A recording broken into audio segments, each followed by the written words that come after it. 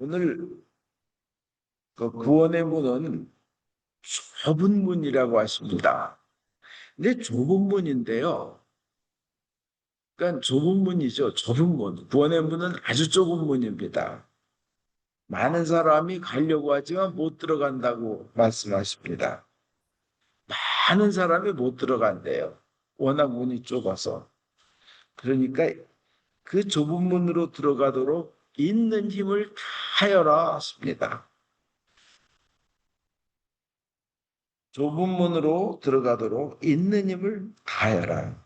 이게 이제 마태복음 7장에도 오늘은 저희가 누가복음 13장에 읽었지만 마태복음 7장에도 좁은 문이 나오는데 생명으로 인도하는 문, 생명에 이르는 문은 아주 좁으니까 있는 힘을 다하여라. 주님이 이렇게 말씀하십니다. 있는 힘을 다하여라는 거예요. 저는 우리 크리스찬들이 모두 좁은 문을 들어가려고 있는 힘을 다하는 그러한 여러 가지 해야 될 일이 있지만 그 중에 살아 있으면서 선행으로 선한 영향력을 끼치는 그런 크리스찬이 되기를 바랍니다. 그리고 단 한 명도 낙오되지 않기를 바랍니다. 저, 저, 안수연이라는 의사가 있었습니다. 닥터 안인데요. 33살의 젊은 나이에 유행성 출혈열로 군의관이에요. 군대에서 의사로 근무하다. 33살에 죽었는데 그 장례식에 4천 명이 넘는 조문객이 왔습니다. 영락교회 다니던 분이었는데 장례식에 젊은 사람이 죽었는데 4천 명이 넘게 왔어요. 그 젊은이들이 가장 그 교회 믿음을 가진 젊은이들이 가장 닮고 싶은 사람, 나는 저 사람처럼 됐고 싶다 하는 사람이 1위에 이 안수연 의사가 있었습니다. 그 사람이 돌아가셨어요. 유행성 출혈열 군대에서 이렇게 훈련하다가 풀밭 같은 데 있는 바이러스 그게 돌아가셨는데 그분의 그 추모글에는 정말 예수님을 닮은 사람이다. 예수님의 흔적을 지닌 사람이었다. 그리고 그분을 보면 그분은 예수님을 생각나게 하는 사람이었다. 그리고 어떤 추모글에는 예수님의 흔적 이곳에 그분의 장례식에 이렇게 됐습니다. 그리고 어떤 분들은 오빠처럼 이제 청년회나 이런 데서 따르던 분들이겠죠. 오빠처럼 예수의 흔적을 간직하며 하루하루 살아가겠습니다. 참 귀한 영향력을 끼친 거예요. 어떤 분은 예수님께서 군의관의 옷을 입고 한국 땅에 나타나셨다가 가신 것 같은 그런 생각이 듭니다. 이렇게 썼어요. 그 안수인이라는 젊은 의사는 그냥 환자분들 하나하나를 보면 하나님이 보내주신 동력자로 본 거예요. 환자를 만날 때. 그래서 환자를 섬기며 찬양 테이프를 만들고 자기가 귀하게 여기는 책을 선물하고 그 환자들을 붙잡고 진심으로 기도해 주던 대위였습니다. 캡틴 안 대위 군의관이었어요. 그리고 헐벗고 굶주린 자들을 위해서는 본인이 가진 것을 다 내어놓는 삶을 살았습니다. 그 가진 것을요. 그리고 환자의 손을 붙잡고 같이 울고 돈이 없는 환자를 위해서 병원비를 대신 내주고요. 그리고 한 번 인연을 맺었던 환자는 끝까지 살피는 그런 의사였습니다. 그 의학 분업 사태 막 의사들이 막 데모하고 파업할 때 그 의사의 세계에는 한국에서 서열이 굉장히 엄격합니다. 위아래가 철저한데 거기서 다들 의사들이 선배 고참 윗사람 의사들도 파업을 하는데 자기는 의사는 환자 옆을 지켜야 된다고 하면서 불이익을 당하면서 왕따 되면서 병원을 지킨 분입니다. 그리고 인턴 때, 레지던트 때 환자들의 이야기를 들어주느라고 밤을 새우고 새벽에는 조는 모습이 보였다고 합니다. 그리고 병원에 입원했던 어린 이와 약속을 지켜야 한다고 선물을 들고 부산까지 기차를 밤을 새워 일을 하고는 또 선물을 사서 부산까지 내려가서 선물을 주던 의사인데 사람들은 그를 바보라고 했습니다. 바보 의사.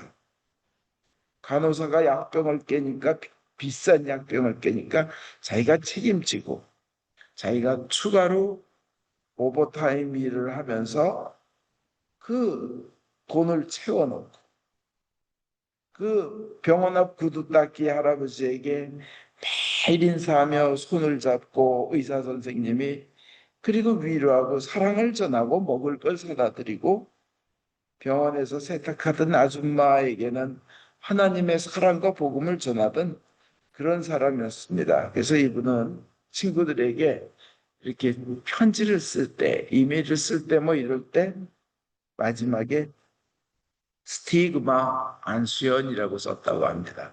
스티그마는 흔적이라는 뜻입니다. 예수님의 흔적. 예수님의 흔적이 되고 싶었던 거예요, 본인이. 그래서 예수님의 흔적 안수연이라고 이렇게 삶을 그렇게 바쳤습니다. 그래서 우리는 모든 크리스찬이 이렇게 되고 이렇게 착하고 하면 세상이 얼마나 더 좋아졌을까 그 생각을 합니다. 근데 반대로 교회 안에도 믿는다 하면서도 반대 사람들이 너무나 많기 때문에 하나님을 믿는다고 하면서 그 반대로 하는 사람들이 많기 때문에 예수님도 그러시는 거예요. 많은 사람들이 천국 가는 줄 알지만 택도 없는 소리다.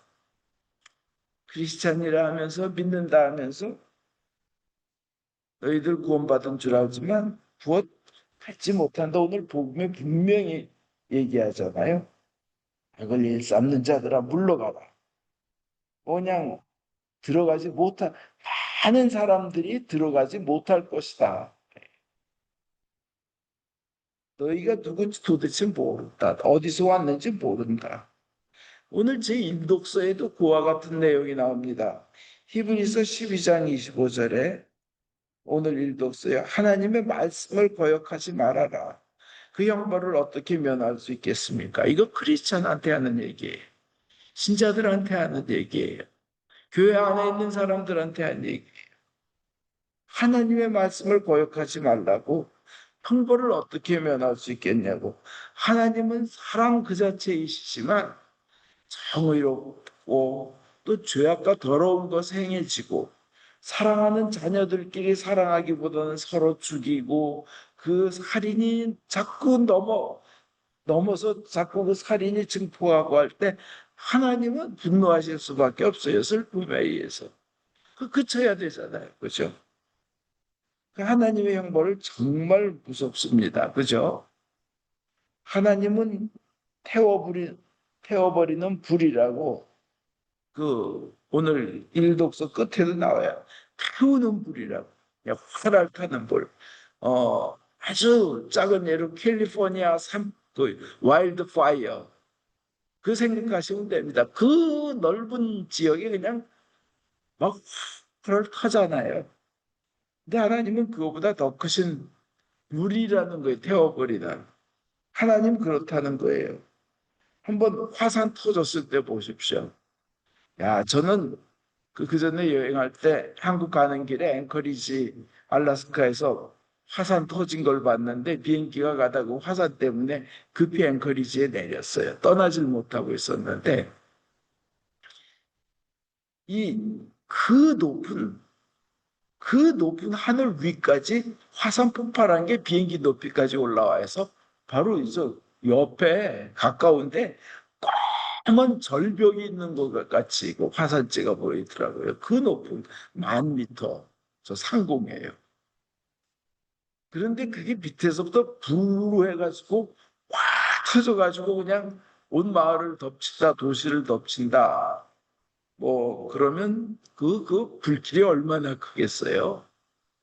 뭐 백두산이 화산이 터지면 뭐 그 근처 나라는 다 쑥밭된다 그러는데 어떤 거에 보면 옐로우스톤에 있는 화산이 터지면 지구가 망한다 그러더라고요. 근데 그런 불길이 확 하면서 나타는 거예요. 베스비오스 그 폼페이 그 베스비오스 그 화산 보세요. 거기 지금 흔적들 다 긁어내고 하면 안에서 갑자기 잘 있던 사람들 위에 화산이 터지면서 쏟아져 내려와 가지고 그대로 그냥 녹아서 타서 저 죽은 그 흔적들을 지금 저 이렇게 긁어내면 다 그대로 모습대로 나오잖아요. 살아있는 채로 죽어버린 거예요. 근데 하나님은 그렇게 불태워버리는 불이라는 겁니다.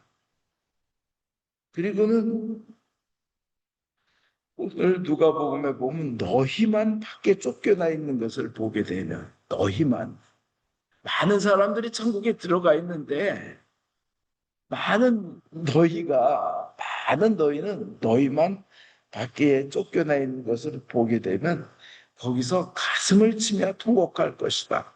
이건 아주 심각한 예수님의 그 경고예요. 아주 심각한 이건 제자들이 쓴 것도 아니에요. 예수님이 직접 말씀하신 거예요. 구원의 문으로 못 들어가고 밖에 쫓겨나 있는 것을 보면 너희가 그걸 보게 될 텐데 거기서 슬피 울면서 이를 갈 것이다. 가슴을 치며 통곡할 것이다. 그걸 더 다르게 번역한 데 보면 슬피 울면서 이를 갈 것이다. 이를 갈미 있으리라. 이 근데 교회에서 많은 사람들이 착각합니다.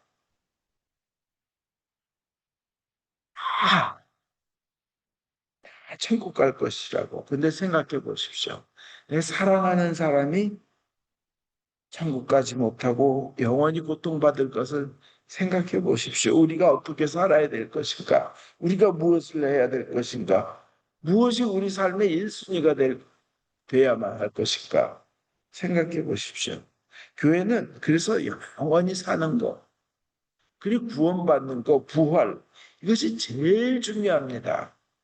많은 분들이 현세에서 잘 되는 거를 어, 복음으로 들어가지고 돈 많이 벌게 해달라고 교회 나오는 분도 계시고 높은 사람, 높은 자리 되게 해달라고 기도하고 교회 나오는 분들이 계신데 교회는 오히려 돈보다는 그 돈 많이 벌게 해달라고 하는 것보다는 오히려 가난한 자들에게 나누어 주고 주님을 따르려고 나오는 것이 교회입니다.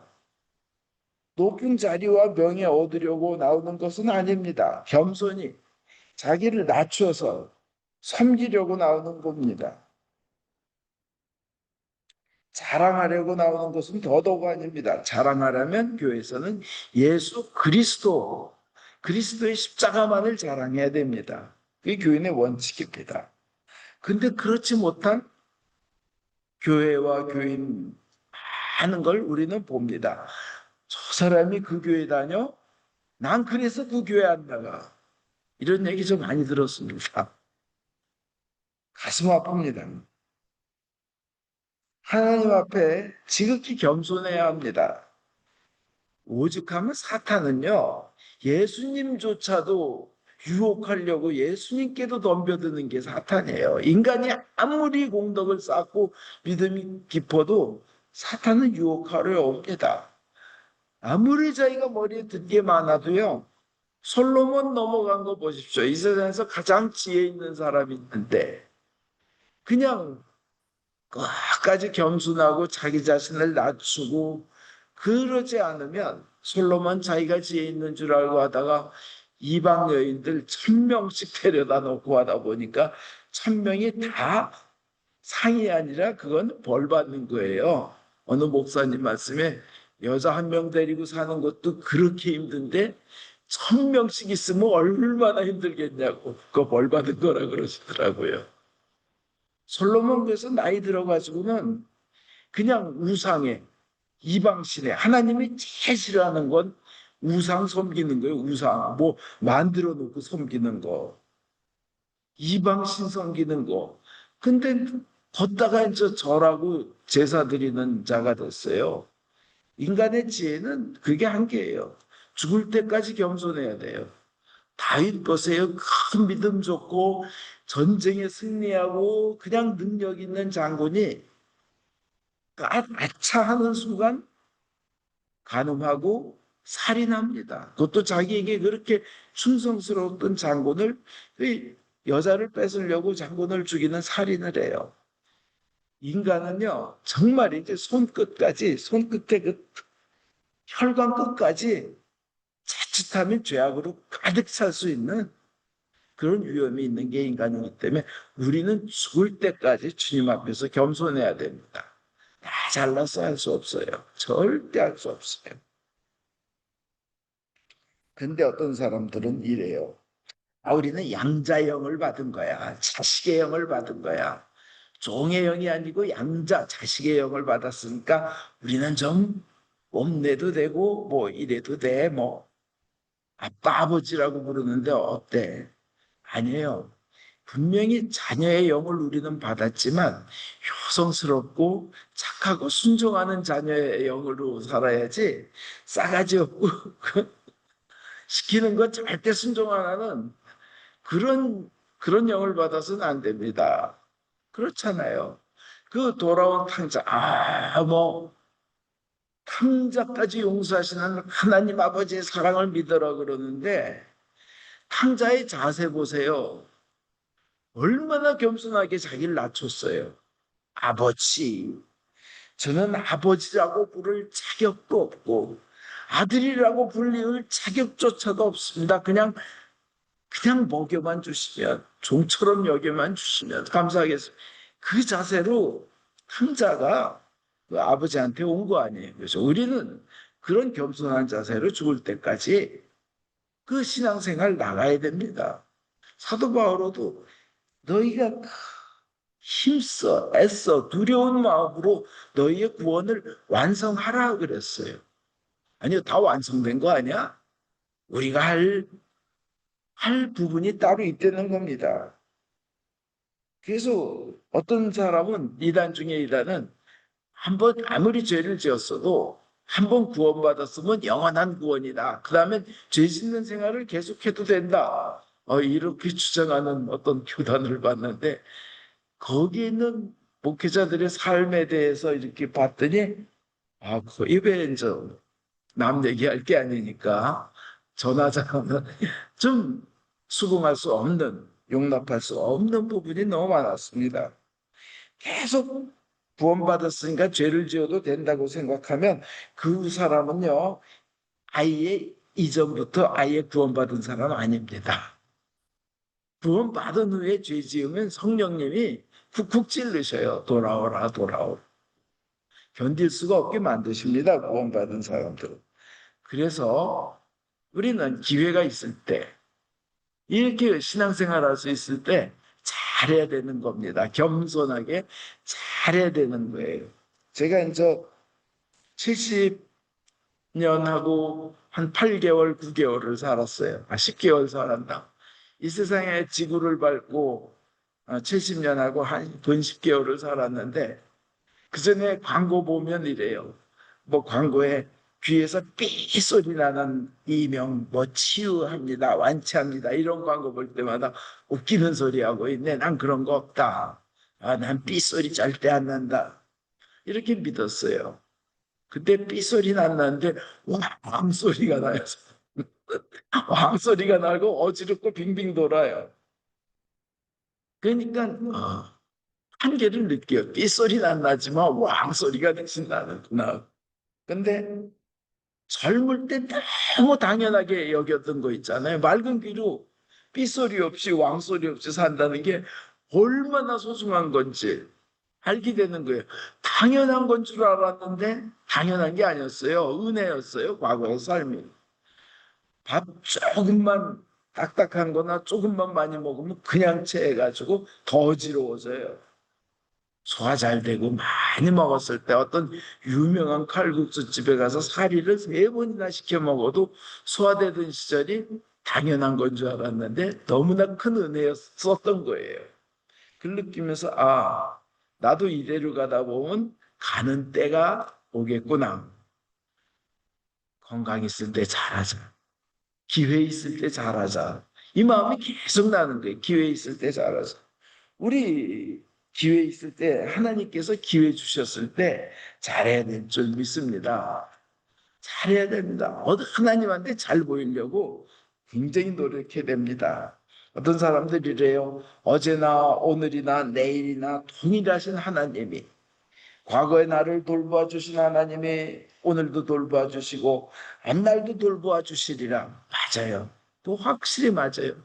그건 선거의 진리예요. 그러나 내가 하나님을 멀리하는 삶을 산다면 나의 의지, 나의 생활 습관으로 하나님의 뜻을 행하지 않는다면 반드시 하나님은 쇼크요법을 쓰십니다. 그냥 정신이 번쩍 뜨도록. 근데 그건 무지하게 아파요. 정신 차릴 수 없을 정도로. 그래서 기회 있을 때 잘하고 하나님께 붙어 있으려고 해야 됩니다. 정글에서 이렇게 불을 많이 밝혀놓으면 야수들이 가까이 오질 않는데요, 밤에. 그 무서운 야수들이. 그러나 불이 꺼져가면 꺼져갈수록 한 발, 한 발, 한 발 더 가까이 온다는 거예요. 우리가 믿음의 불이 확 펴 있을 때, 하나님의 그 빛이신 하나님한테 가까이 있을 때는 사탄들이 가까이 오지도 못하고 와도 힘을 못 써요. 근데 그 믿음의 불이 꺼져 있을 때는 점점 어려운 일이 닥쳐오고 결국 그 꺼지면 저는 그들의 밥이 됩니다. 야수의 밥이 됩니다. 사탄의 밥이 됩니다. 하나님께서 돌아오라, 돌아오라고 쇼킹, 샤크 요법을 쓰실 때 그때 돌아오지 않으면요. 오늘 복음처럼 천국문 닫힙니다. 그리고는 저하고 같이 식사하지 않으셨어요. 난 네가 어디서 왔는지 도무지 모른다. 어떤 사람들은 그래요. 하나님이 우리의 도구, 복 주는 도구, 소원 들어주는 도구, 뭐 돈 주는 도구, 자동 판매기처럼 기도이 많지만 뚝 떨어지듯이 뭐 그런 도구로 생각하는데 그게 정말 잘못된 겁니다. 하나님은 그분 자체가 지극히 높으신 분이에요. 오늘 시편 46편 10절에요. Be still and know that I am God. 잠잠하라. 그리고 내가 하나님이란 걸 좀 알아. 나 하나님이야. 하나님이야. 온 우주를 만드신 창조주야. 그거 알아라.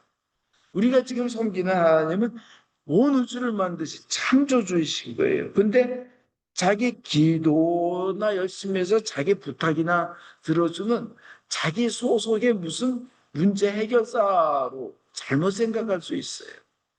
그리고 뭐 그냥 응답해 주시고 병 고쳐 주고 문제 해결해 주니까 아주 당연한 거로 안 할 수 있는데 아닙니다. 하나님은 그분 자체가 지극히 높으신 분이고 어미하신 분이고 지존하신 분이고 거룩하신 높고 높으신 분이기 때문에 우리는 그 앞에 사실 감히 이름조차도 부를 수 없는 존재인 거예요. 너무나 대단. 근데 사람들 보면 어떤 사람들은 주님을 위해서 목숨까지 바치는데 어떤 사람은 자기가 돈 조금 벌었다고 하나님을 원망하게 돼요. 그러면 하나님께서 내가 네 기도를 왜 들어줘야 되지? 너 한 거 생각해봐라. 너무나 지존하신 하나님을 그 이름을 함부로 부르고 그 이름에다 욕을 붙이고 그 이름에 조롱을 붙이고 그런 분들한테 하나님은 뭐라고 하시냐면 성경에 결코 하나님은 갈라디아서에 조롱받으신 분이 아니시고 업신여기심을 당할 분이 아니시라는 거예요. 그리고 하나님을 모독한 자는 하나님도 그를 모독할 거라는 겁니다. 보십시오. 당연히 여기서도 안 돼요. 문제 해결에. 우린 그냥 그 앞에 겸손하게 섬기는 존재예요. 주님을. 주님을 대충 알고 속이려고 했다가 큰 혼난 케이스가 성경에 있죠. 아나니아와 삽비라예요. 하나님을 속이려고 들었어요. 하나님 다 아시는데. 사실은 제가 보면 그들의 믿음도 사실은 대단한 건데 죽임을 당했어요. 아니, 자기 땅을 팔아가지고 소유를 일부를 갖다가 교회에다가 사도들한테 바쳤는데 이게 다라고? 너 다 성령을 속이려 드느냐고 남편 죽고 그 남편 시체 묻은 다음에 3시간 있다 또 부인이 왔는데 이게 다라고? 그리고 부인 죽었어요. 아나니아와 삽비라. 그러니까 우린 끝까지 겸손하고 하나님 앞에서는 솔직해야 돼요. 근데 하나님을 속이려 든 거예요. 우리의 믿음이 어떤 그런 속임의 상태, 그러니까 하나님은 존귀하게 영광 받으셔야 되는데 나의 문제를 해결해 주시는 그냥 은혜나 주시는 도구로 생각한 게 그게 속는 거예요. 우린 그 자체로 하나님께 영광 올리고 그냥 죽을 때까지 겸손하고 그냥 은혜로 하나님 그냥 은혜로 응답해 주시고 은혜로 병 고쳐 주시고 은혜로 문제 해결해 주시니까 그거 감사하고 감사할 입장이지 이래라 저래라 할 입장이 아니라는 거예요. 그건 기본 자세예요. 믿으십니까? 아멘. 사실 우리는요 죽어도 할 말이 없는 거예요. 하나님 앞에서. 하나님이 안 살려주셔도 우리는 할 말이 없어요. 내가 모든 거 만들었는데 내가 죽인다고 해서 누가 뭐라 그러냐. 하나님 그러셔도 우리는 할 말 없어요. 소원 안 들어주셔도 사실은 하나님께 할 말이 없습니다. 그러나 그냥 사랑에 서서 들어주시니까 그냥 자꾸 우리가 받으니까 그냥 당연한 거로 여겼는데 그 속는 겁니다. 우리는 끝까지 주님께 그 순종하고 그 앞에서 감사하며 그 앞에 겸손해야 됩니다. 그건 죽을 때까지 해야 됩니다. 오늘 보면 천국에 들어가느냐 못 들어가냐. 오늘 표현은 천국이라고 안 돼 있고 저기로 돼 있어요. 그 구원을 받는 구원에 이르는 문. 그 문은 좁은 문이라고 되어 있습니다. 그럼 거기에 어떻게 하면 들어갈지 구체적인 거는 다음 주에 또 말씀드릴 테니까 꼭 다음 주에 꼭 들으셔야 돼요. 저 기본 자세는 아는 거예요.